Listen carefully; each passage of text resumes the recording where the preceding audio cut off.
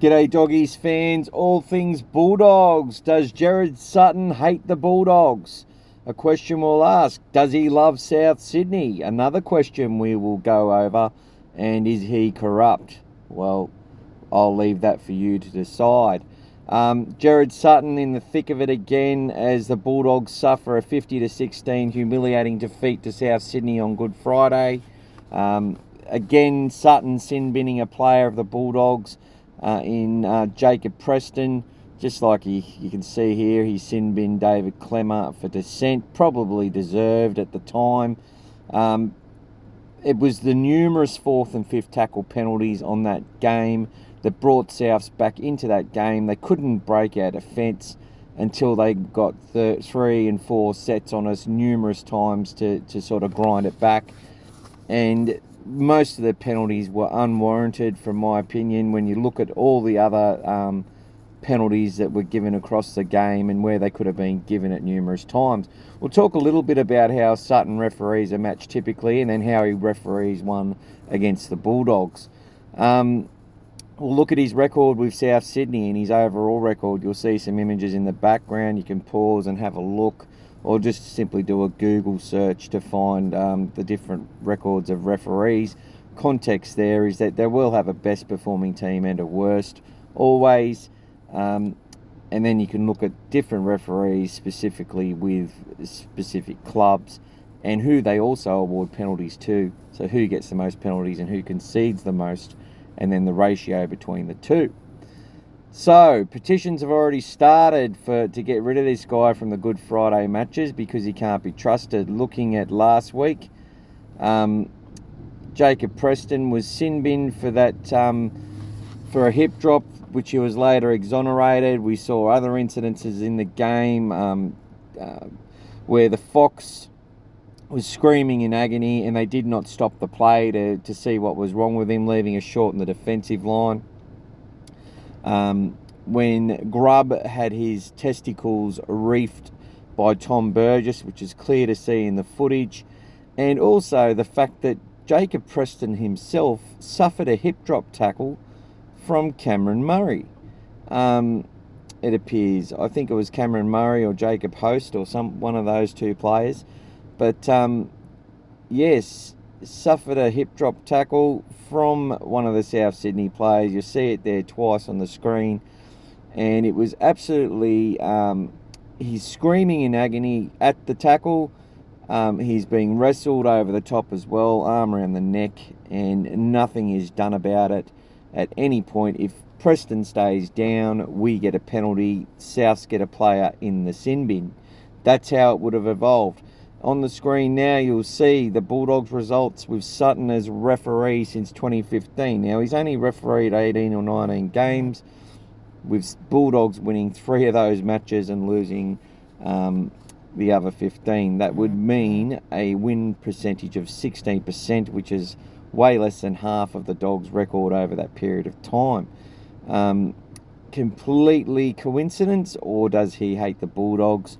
He had bottles thrown at him in 2015, which hit him. I think they were plastic. He slid over. It was a bit humiliating, probably scary for the guy, but at the same time, his performance in that match was absolutely biased and diabolical, and I am unsure if he is fit to referee any Bulldogs game from here on. We'll see in the background now his overall record with the teams. Feel free to pause it and have a look. The winning percentage, best teams winning percentage is the Storm with 70%. Souths are second with over 57%, slightly better than their overall record, and that's from 2009 to 2023. The Dogs down at 40-something%. Obviously, prior to 2015, we had a pretty good run under Sutton, with good years in 2012, 2014, I think 2009. So obviously didn't seem to be a problem then. We have been sliding down the ladder, so context has to be taken into account. But at 16% since 2015, that's way too low. Now, penalties given and penalties conceded, South Sydney a clear favourite under Sutton as far as penalties received. versus penalties conceded. They have a 124% ratio, which is way above the Bulldogs at 0.95. That means for every 125 penalties he gives to Souths, he gives 100 penalties to the opposition, which is essentially 20% more to Souths over the opposition teams that they play. That is a huge statistic. And I would suggest in many of those games, he has actually sort of evened up the contest when things were out of reach and things were over.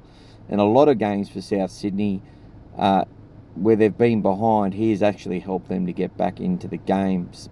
People won't believe me or take any credit from this, as I am a Bulldog supporter, suffering heavily under many years of loss. But this is how I see it. I'm impartial when it comes to the stats that I'm reading. I've given you some context that obviously better teams teams that are performing better and winning more games are generally going to get more penalties. That is true. And that is because opposition defences are breaking rules to try and stay in matches. But there you go. Gerard Sutton, he's had an absolute shocker on Good Friday yet again. Last year he refereed the game and sent Marshall King. What he'll often do is he loves a crackdown, old Gerard Sutton.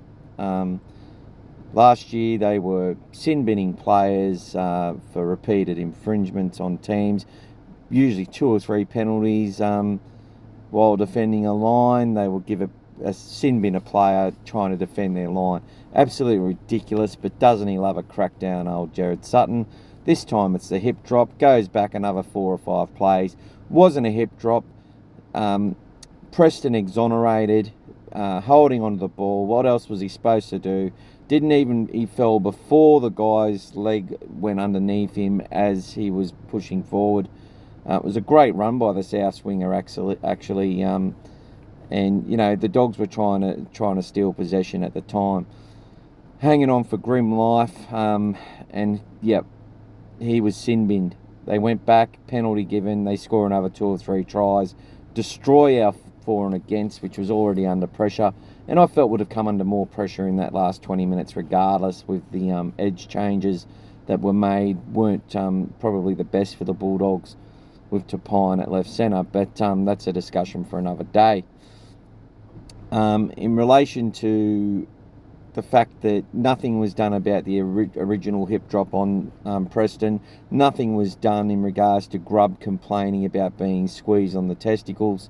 That should have been happened. Nothing was done when the Fox was screaming in pain on the side of the field to stop the game. You know, absolutely disgraceful play by, disgraceful refereeing by Gerard Sutton, and he should come under scrutiny, but he won't. Now, talking about corruption, there's been corrupt referees for decades. People know it. And with the NRL, if the NRL and media are going to have gambling agencies as their major sponsors, well, you're not going to get anything but corruption. So the corruption in the game, sorry about the glitches with the audio. Look, we've seen players manipulate it. Ryan Tandy come into question. Everyone knows about Darcy Lawler. Gave a premiership to the Dragons that year, back a long time ago. People there saw what happened, and you know, there's been many occasions where things have been absolutely just unquestionable. And when you have betting agencies sponsoring the media and sponsoring the game, you're going to get a conflict of interest at some point.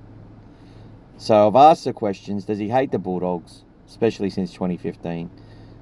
Does he love South Sydney? Is he corrupt? Well, the stats show a certain story. There has to be context with it, though. I'd like to hear your comments and what you think, whether you're a Bulldogs fan or not. Interested to hear your side of the story. And thanks so much to everyone who's listened, and go the Dogs, and stuff you, Gerard Sutton.